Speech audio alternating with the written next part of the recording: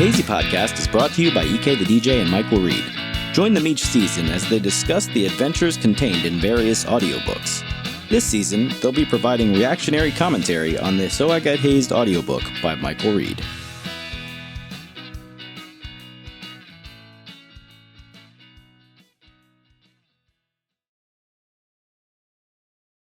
Ladies and gentlemen, boys and squirrels of all ages, this is EKtheDJ and Strizzle's Hazy Foodcast. Tonight we'll be reading from So They Got Hazed, Chapter 1, Drugs and Alcohol. Let's fucking go. All right. Number 1, it's yours. And I'm going to read this one. Get us started. I guess it's yours. It's yours, character. Avery. Avery and his friend were high as fuck on meth one night. Wow, this is the first story in the book, and the first sentence is Avery and his friend were high as fuck on meth one night. That's how I wanted to start the book. I'm not even kidding, bro. I wanted to start it off hard, and if you look at the last words of the book, I finished strong. Hard and strong. Yes. Name of your sex tape. His friend decided to start shooting cars that were driving by with a BB gun. Within a few minutes, they can hear police sirens. His buddy said, "It's your BB gun," and threw it to him. They were all methed up when the cops got there. His buddy went to talk to the cops, and Avery tried to run through the backyard. When he got into the backyard, he was so high, he didn't know which way to go. He turned the wrong way and ran right into a fence. He trapped himself between the garage's exterior door and a fence. When the cops rounded a corner and saw him, it didn't go well. They were charged for being under the influence of a controlled substance. So, visually, if you want to picture this, the garage is one long rectangle, and in the back there's a door. And if you were to walk through the door and turn right, then there would be a little 4-foot nothing space behind the door and a fence right there. And then the backyard would be this way. And Avery was so high that he made a hard right-hand turn and basically just tried to hide behind the door in between the fence. And they just came through the door and they saw him and they're like, "What the hell are you doing? Like, come here." Obviously, we can see you. Yes. There's no hiding. Some people. Some people's kids, I tell ya. Number 4, parachutes. This is you and Paul. When I lived in the dorms, I smoked a lot of pot. My roommate, Paul Knox, taught me how to use a blanket to push smoke out of our window. He called it parachutes. We each held one side of the blanket and rapidly slammed it up and down. This displaced the smoke in the room and pushed it out the windows. We could sneak onto the dorm's roof to smoke, but sometimes we wanted to smoke during the day. Since we didn't want to expose ourselves on the roof in broad daylight, parachutes helped in a jiffy. Okay, so thinking about this rationally, I don't think parachutes helped in a jiffy. I think that people just got so accustomed to us smoking in our fucking room that they're like, this is just what their floor smells like. Yeah, the parachutes, all that really did was just push the smoke out of your room. But it pushed it through out every of crack.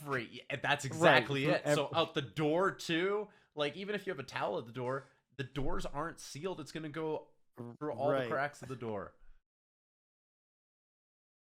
Not the smartest idea. Speaking of another... The key was... Go ahead. I was going to say, the key was getting one of those exhaust fans that you could put in your dorm window. Mm-hmm. So pull the smoke out. I was going to say, speaking of another great tip, there are air filtration units that you can get now, and you can literally smoke a blunt and blow it into it, and it will clean the fucking air. And it's what people in downtown Toronto use, and other metropolitan cities that have tight apartments and they want to smoke weed and they're not allowed. I don't know how well it fares with a grow op, but that's a different story. I recently read that you no longer need a passport to travel to Canada. For reals? From America, from what I understand. Yeah, but I'm sure you'll need like a COVID passport. That's our new currency. Damn, I guess that does make sense that there would be some other. Yeah, we don't want your gems. We don't want your gems, buddy. Listen, guy. He's like, ah, just open up our mouths until it just comes off our heads like Pac-Man. Hey, buddy. So remember earlier how we were talking about interruptions of parties and how awkward they can be for the people at the party? No, that was like a week ago. Yeah. That was like just 2 seconds ago.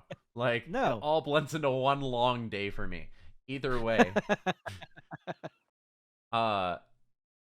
big screen with LT is another perfect example of an interruption at a party. And sure enough, same fucking guy interrupts the party. Guy. One of my fraternity brothers, named Liam Thomas, LT for short, had one of those big, old big screen TVs. You know, the kind that weighed 1,000 pounds. The screen was 52 inches, which was big for a TV back in the day. At the time, he was living on the second floor of our chapter house. One night, there was a party downstairs, and he came down so excited. He interrupted the party and gained everyone's attention. Then he used his arms as a measuring tape and said, oh my God, guys, I saw a porn upstairs, and the dicks are like this big.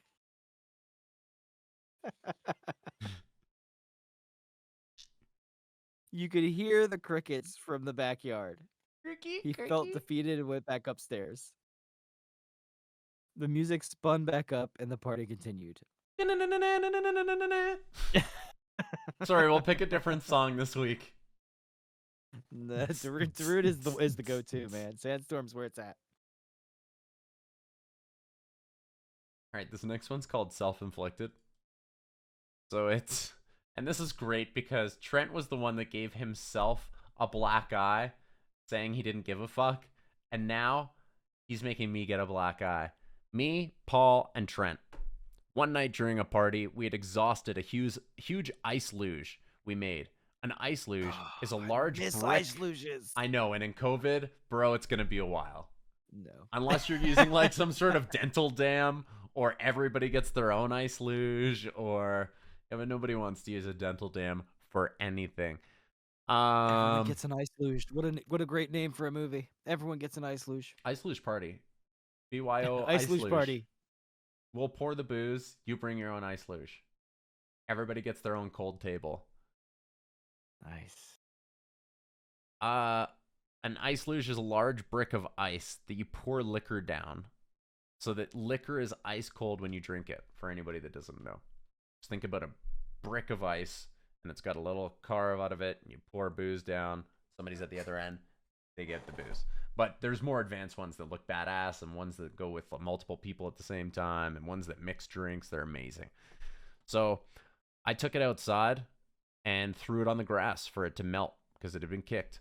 I went back into the house and seemingly forgot about it. Later on in the evening, Paul Knox came by and invited me to another party. When Paul and I were walking down the back steps, I saw my fraternity brother named Trent Barrera. I shouted, "Hey, Trent!" and ran to give him a big hug. When I ran to hug him, I slipped on the ice luge. As I slipped, I turned my body sideways and tried to stop myself from falling. When I did that, I caught my eye on the end of the deck's railing and I knocked myself out. At that moment, I instantly saw the white light. When I snapped back to consciousness, I stood up. Paul asked if I was okay, and I jokingly blamed Trent Barrera for knocking me out. Then I asked who put a fucking railing beside the staircase. For the rest of the weekend, I made Trent think I was going to kick his ass because he was the root cause of my black eye. It was in no way his fault, but it made me feel better. For the next week, I had a black eye, and coincidentally, later that week, Trent got a black eye from a fight outside of our house. That's funny. 17. Jealousy. Yeah, I've had better moments in my life. This one is not one of them. Me, Brock, and Sarah. Before I started dating Sarah, my college sweetheart, she dated 2 of my friends. This should have been a red flag. I seem to say that a lot, and I seem not to care in my younger years. Instead, I let my lust for her blind me on several occasions. One of those occasions was after a fraternity party. A few of us were partying in our kitchen, drinking in a circle on rolly chairs, where all the fun happens. A portion of the fraternity had gone to the bars. I was only 20 and couldn't go. A lot of them were underage as well, but they had fake IDs. I was on probation, so I didn't want to walk around with a fake ID. See, it wasn't about going into the bar with a fake ID. That I had no problem with. It's about getting caught with It's one. about getting caught with a fake ID, and then you get fucking smashed. You're on probation and you have a fake ID? What the hell are you thinking, son? Like, they're not going to give you any sort of leeway. Oh, I'm holding it for a friend. Oh, that's even better. All right. So, I was on probation. I didn't want to walk around with a fake ID. Thus, there I was in a kitchen on a rolly chair, drinking 40s with my other delinquent brothers. While we were drinking, my fraternity brother named Brock walked in the back door with Sarah. They were absolutely smashed. They were laughing together and having a great time. When she went to the bathroom, Brock told us they made out. I couldn't contain my jealousy. I picked up my rolly chair and threw it across the room at him. It missed him and broke a kitchen window. He said, "What the fuck, Strikes? Don't be a bitch." I threw my 40 at him, knowing it would miss and smash against the wall behind him. It did, and glass shards flew across the kitchen. Sarah came back out of the bathroom and asked what happened. He told her that I threw a bottle and a chair at him because I was jealous. I lied and said it wasn't true. Brock was just being a dick. Sidebar. But there's smashed glass everywhere. A broken kitchen window and a fucking rolly chair on the ground. And I'm standing up looking at him and all the objects are behind him. The truth was, I wanted to get with Sarah so badly that it killed me knowing that she had kissed Brock. Sarah hung out for a bit and drank with us. Around 3 a.m, she asked Brock to walk her home. Brock walked her home, and I yelled at a pledge to clean up the glass. Then I sent the pledge home because it was late as fuck, and I didn't want to be unnecessarily mean to him. You know, Not like, better moments. I feel my forest coming out. You should go. It's time to leave. Smart move. Yep. This next one's reckless. You're reckless. This one's featuring Kyle. Poured water all over myself. I'm reckless. You're reckless.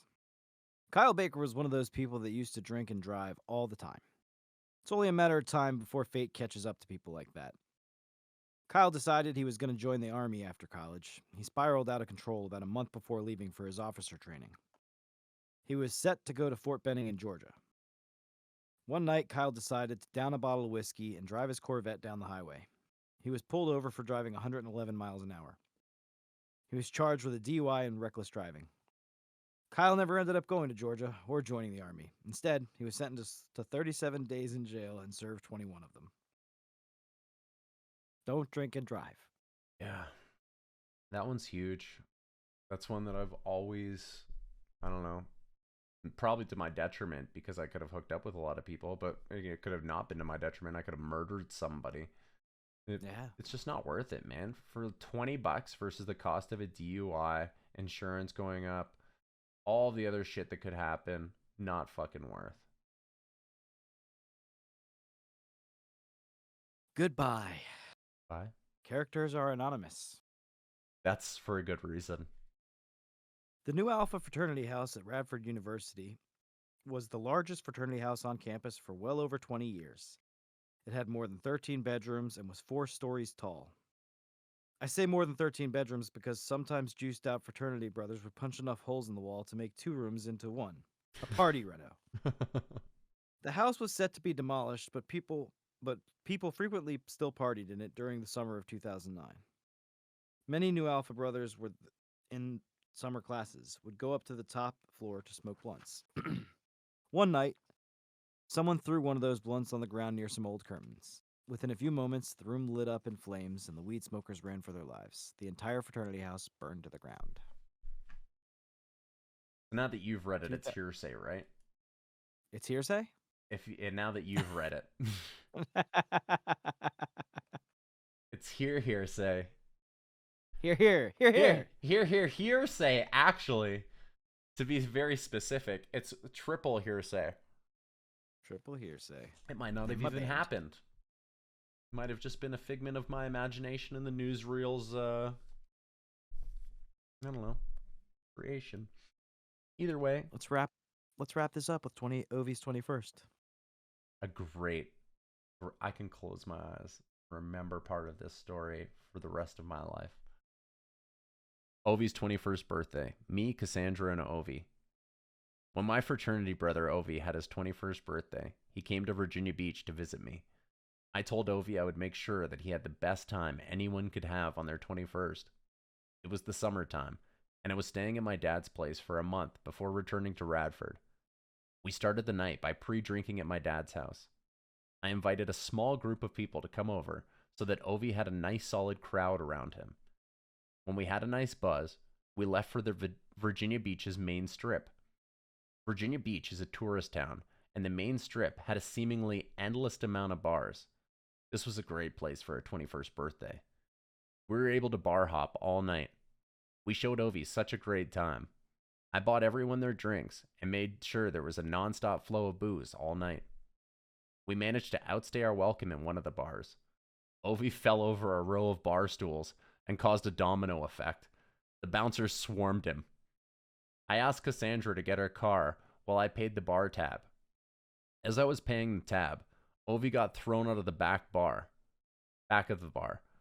Cassandra pulled her car in front of the bar and left it running in a no parking zone. While I was trying to walk Ovie to the car, Cassandra got a ticket. I was able to get Ovie to Cassandra's car without him getting arrested for falling over. He was the second person I had to carry that summer, but because he was so tiny, it was like carrying a children's hockey bag. Cassandra was initially angry at me. That's such a fucking Canadian thing to say. A children's hockey bag. It could have been anything, like a 35-pound weight. Either way, Cassandra was initially angry at me that she had got the ticket, but she quickly got over it. She drove Ovie and me to my dad's house, where he was going to spend the night. When we got inside, I took Ovie to my kitchen. I warmed up some food for us and tried to feed him water so he wasn't destroyed the next day. I knew he wasn't going to make it much longer, so I told him I was going to set up a bed for him.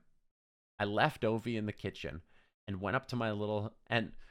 Sorry, I got to rephrase because this is where the wording is going to make it perfect. I left Ovie in the kitchen and went to set up a room in the house for him. On the way, I walked by my little sister, who should have been in bed. While I was setting up the room, I heard a loud crash that came from the kitchen. I ran back to the kitchen, and there was Ovie. He was squirming like a caged animal, hanging from a knob on a kitchen drawer. He must have been doing cartwheels in the kitchen to physically be in the position he was in. He was hanging as if he was a tissue being picked up by a stranger. My sister was standing in the kitchen and dying laughing at him. So his belt loop was around a knob and he was upside down, and the drawer was strong enough that it was holding him up because it was a middle drawer, and he's just hanging from it upside down, bro, ass up in the air, hanging from the... And that's what I can always close my eyes and remember. It was fucking hysterical. Oh man, sorry, I gotta fix our feed here. I doubled us up. There we go. So he must have been doing cartwheels. I was dying. Somehow one of his belt loops had become tightly wrapped around the knob, so it took me time to free him. It wasn't just like a simple loop. It was like a loop with a twist with another loop. Like he had squirmed. Like, he had squirmed and gotten tighter. Yeah, like a crab in a crab cage, man. So it took me some time to free him, but after the chaos was over, I got Ovie to the spare room and he went to sleep. Done, you think. The next day, Ovie asked me to take him to his hotel. The problem is that he gave me the wrong directions because he wasn't familiar with Virginia Beach. So we drove for about 40 minutes and finally got to where Ovie told me his hotel was. And it wasn't there. When we got there, he said, "This doesn't look familiar at all." So I let him use my cell phone, which was dying, and I didn't have a car charger, and he called the hotel where he was staying. He was going back and forth over directions for so long that I finally grabbed the phone out of his hand, and I asked the hotel where they were, and they told me. This is when I finally realized Ovie had given me the wrong direction. So it took me 40 minutes to realize this. I hung up the phone and I told Ovie that we had driven 40 minutes in the wrong way. Around the same time, I'm getting text messages from my dad because I was driving, so I couldn't read them. I passed the phone back to Ovie and I asked him to read them to me. And he said, my dad had a golfing tee time and half of his equipment was in the back of the Suburban I was driving. My dad is very adamant about his tee times. So I called my dad so he didn't think I was ignoring his text, and I told him that I'd be home soon. He was not happy with me. He needed to be on the first hole at 9 a.m., and when I talked to him, it was 8:40 a.m. And I told him that I would be home in a few minutes, knowing it was going to take at least a half hour. So I knew that I was going to get there at 9:10 minimum, and I knew he had to be at the golf course at 9 o'clock. So he was not making that fucking tee time. But it gets worse. On the way home, there was an accident blocking the road, and it took at least 20 minutes for emergency responders to move the vehicles.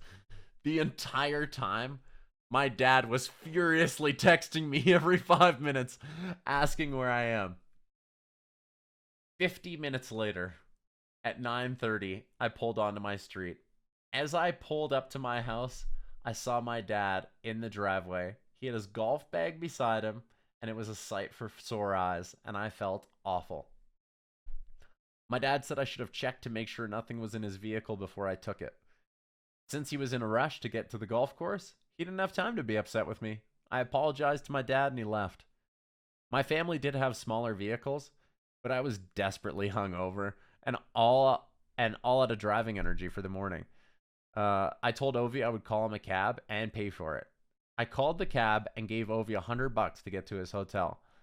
Before he left, I was sure to give the cab driver the proper directions. After Ovie left, I went inside the house to clean up after him from the night before. When I went to the room Ovie slept in, I started folding the blanket. This is when I realized he had pissed all over the bed. Son of a bitch. The bed's white comforter and white sheets were destroyed. I took them outside and buried them at the bottom of a garage bin before my dad got home from playing golf. When all was said and done, I'd say Ovie had an amazing 21st. So I'd say so too. Cassandra got a ticket. My dad missed his tea time. I had to lose $100 by giving it to Ovie. Probably like $200 for his birthday, but that who the fuck cares about that? And then the pissy blankets, ticket, dad missing tea time, and having to get him a cab. Those 4 things. Wow. Yeah, but the sacrifices for someone else's good birthday. he had a good birthday, and to this day, I know that he probably passed it along to other people, and they had a good 21st as well. Actually, I know he did because we're in the same fraternity. He was a good guy. Heck yeah. Well, that's all I got, man. That does us for this week. That's it. Bye, everybody. Bye. So anticlimactic at the ending. We need like an outro. There is one. It's that new little clip we did. Oh, yeah. Okay. Bye, everybody. If you want to check out more videos, they'll be like somewhere up here or somewhere over there, or they might be in both of these spots.